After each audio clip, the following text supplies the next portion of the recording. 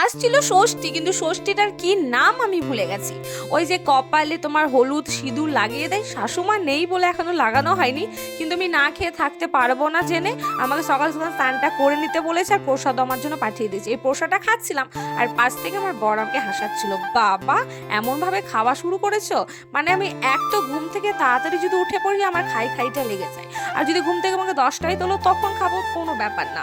তো যাই হোক, আজকে আতপ চালের ভাত খেতে হবে। আর এই ষষ্ঠীটা কাদের কাদের বাড়িতে ছিল অবশ্যই কমেন্টে জানিও। আর আতপ চালের ভাত খেতে আমি তো একদম পছন্দ করি না, জানি না আমি কি করব। বাড়িতে থাকতেও আমার খুব অসুবিধা হতো এই দিনটাতে, এখানে এসব কিন্তু ভীষণ অসুবিধায় পড়ে গেছে। আর আমি যতদূর শুনলাম এই ষষ্ঠীটা ঘটি বাড়ির মধ্যে হচ্ছে, মানে আমি আগেও ছিলাম ঘটি, আবার ঘটি বাড়িতে বিয়ে করেছি। এইগুলো মানে এই নিয়মগুলো বিশেষ করে বাঙালদের নেই, যতদূর শুনলাম আমাদের আশেপাশে অনেকে বাঙাল রয়েছে তাদের মুখে শোনা। রাত প্রায় 12টা বাজে, কারো ঘুম আসছিল না, আর ঠিক 12টা বাজতে আমার বর আমাকে ভূতের প্র্যাঙ্ক করা শুরু করে দেয়।